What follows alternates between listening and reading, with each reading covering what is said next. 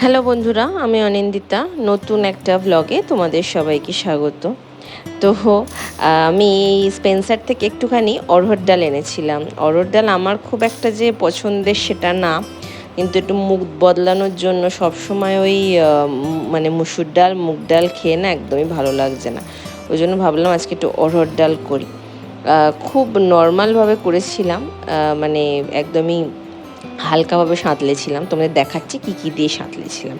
আগে ডালটাকে একটু ভালো করে ধুয়ে নিচ্ছি, এইটুকু রেখে দিচ্ছি, মানে পরের আরেকদিন করব, এইটুকুনি হয়ে যাবে আমাদের সবার।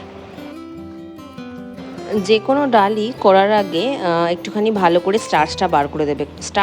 স্টার্চের থেকেও বড় কথা হচ্ছে যে পাউডার মাখানো থাকে আজকাল চাল ডালে ভীষণ। দেখো কিরকম সাদা হয়ে গেল জলটা। এটা তুমি না হলেও 3-4 বার ধোয়ার পরে তবে গিয়ে ক্লিয়ার হবে। কুকারে এবার ডালটা বসিয়ে দিচ্ছি সেদ্ধ করার জন্য। আগে একটু সেদ্ধ হয়নি, তারপরে ছকে নেবো। আর এইখানে আমার শাশুড়ি মা চা বানিয়ে রেখে গেছে সকালবেলা, ওই জন্য ভালোই হয়েছে, আর চা করতে হলো না। তো আমার এই প্রেশার কুকারটায় হাই ফ্লেমে একটা আর লো ফ্লেম করে দুটো সিটি দিয়ে মানে দিয়েছিলাম, ডালটা ভালো করে সেদ্ধ হয়ে গেছিলো। আর চাটা আসলে সকালে করেছে, মানে মোটামুটি আধ ঘন্টা আগে, তো ঠান্ডা হয়ে গেছে।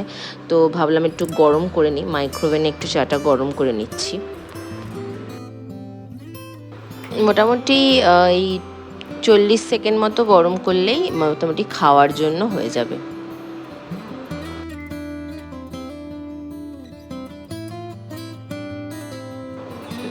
এদিকে ডালও আমার সেদ্ধ হয়ে গেছে।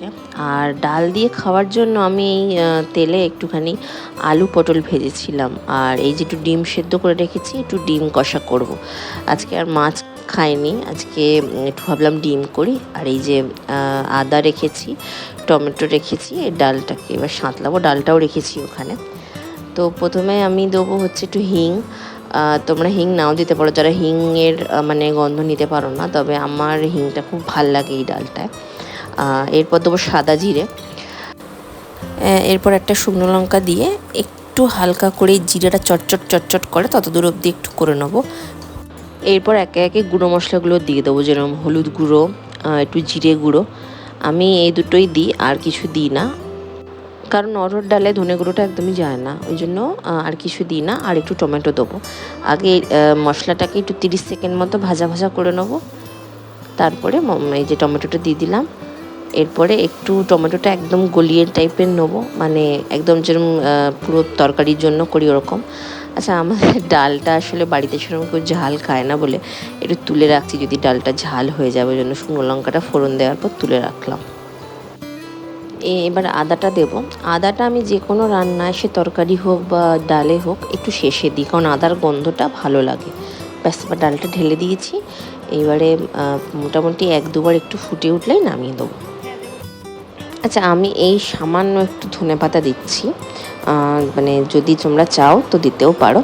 আর হ্যাঁ, অবশ্যই আমি অড়হর ডালে একটু ঘি দেবে, আমিও দিয়েছিলাম, তারপর নামিয়েছি। দেখো আমার ঘরটার কি অবস্থা। অদিতির বাবা যেহেতু সকালে বেরিয়ে গেছে, ওই জন্য ঘরে আমি রান্না করছিলাম, ঘরে আসার সময়ই নেই। চারিদিকে খেলনা ছড়িয়ে, চারিদিকে দেখছো কি অবস্থা। চলো ঘরটাকে একটু গুছিয়ে নিই, তারপরে দেখি মেয়েটাকে গিয়ে একটু খাইয়ে দেবো। এমনিতে অদ্রিতি প্যাকেটের সেরেলাক খায় খুব সামান্য। তো আজকে ভাবলাম একটু হোমমেড সেরেলাক বানাই। তো এইখানে আমি এই কটা আমন্ড আর কাজু নিয়েছি। আমন্ডের খোসাটা ছাড়িয়ে নিয়েছিলাম, সারা রাত ভিজিয়ে রেখেছিলাম। আর এই যে মাখানা, এটা অদ্রিতির পিসিমণি দুবাই থেকে আমার এনে দিয়েছে। দেখো আরবিকে কী সব লেখা আছে। তো এইটা দুবাই থেকে আনা, আরও 2 প্যাকেট আছে। তো এইটাকে আমি আজকে হাফ প্যাকেটের মাখানাটা করব। এটা মানে খুবই আর কি পপুলার একটা রেসিপি, ইউটিউবে বলো ফেসবুকে বলো, আমি অনেক জায়গায় দেখেছি। তো ভাবলাম, আর সবাই মানে পেরেন্টসদের রিভিউ যে বাচ্চারা নাকি এটাকে খুব ভালোবাসছে, তো আমি একটু ট্রাই করি ভাবলাম। তো ওই কড়াটাকে ভালো করে গরম করে ওই হাফ প্যাকেট মাখানা আর এখানে কাজু আর আমন্ড দিয়েছি। আর আমি একটু ওটসও সকালে রোস্ট করে রেখেছিলাম, ওটাও এর মধ্যে মিক্স করে দেবো। তো এটাকে মানে ভালো করে ড্রাই রোস্ট করতে হবে যতক্ষণ না মানে মাখানাটা একদম সেই গুঁড়ো গুঁড়ো হয়ে যায়। অনেকে ঘি দিয়ে রোস্ট করে, কিন্তু আমি ড্রাই রোস্টই করছি। সেরকম হলে খাওয়ানোর সময় 1 চামচ ঘি দিয়ে দেবো, কারণ ঘি দিলে তার শেলফ লাইফটা কত হবে বুঝতে পারছি না, কারণ এটা তো মোটামুটি অনেকটাই হবে তো স্টোর করে রাখার জন্য, সেই জন্য ঘি দেওয়ার রিস্কটা নিচ্ছি না। দেখো ড্রাই রোস্ট একদমই হয়ে গেছে। আমি দেখো একটা মাখানা তোমাদের ভেঙে দেখাচ্ছি, কীরকম হাত দিয়ে চাপলেই গুঁড়ো গুঁড়ো হয়ে যাচ্ছে। তো এইরকম স্টেজে একটু তুলে রাখতে হবে, তুলে এটাকে পুরোপুরি ঠান্ডা করতে হবে, তারপরে মিক্সিতে ঘোরাতে হবে, কারণ মিক্সিতে একটা হিট জেনারেট হয়, তাতে তোমার মশলাটা আর কি, মশলাটা বলতে এই সেরেলাকটা পুড়ে যেতে পারে, ওই জন্য বাচ্চাদের সেটা খাওয়ানো ঠিক হবে না।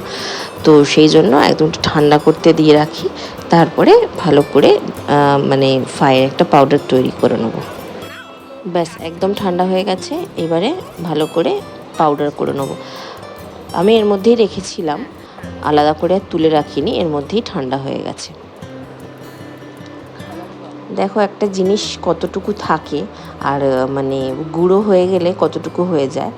এবারে বাকিটা দিয়েও এর মধ্যে দিয়ে আস্তে আস্তে গুঁড়িয়ে নেবো। আমি ব্যাচ করে গোড়াচ্ছি যাতে ভালো করে গুঁড়োটা হয়।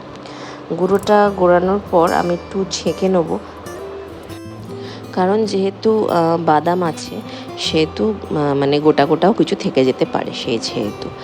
আর আমি আলাদা আলাদা করে মাখানা, একটা বাদাম, একটা কাজু খাইয়ে টেস্ট করিয়ে নিয়েছি, যাতে কোনোভাবে মানে কোনো কিছুতে অ্যালার্জি আছে কিনা সেটা দেখার জন্য। তারপরে একটা এয়ারটাইট কন্টেনারে ভরে মোটামুটি অনেক দিনই স্টোর করা যায়। আর খাওয়ানোর সময় আমি একটুখানি মানে গুঁড়ো দুধ, মানে ও যে দুধ খায়, আর একটু মিছরি দিয়ে খাইয়ে দিই।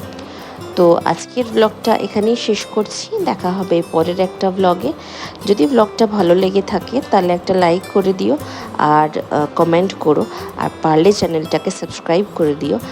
আর যারা ফেসবুক থেকে দেখছো তারা পেজটাকে একটা ফলো করে দিও, আর ব্লগটাকে বেশি করে শেয়ার করো, লাইক করো। ভালো থেকো, সুস্থ থেকো।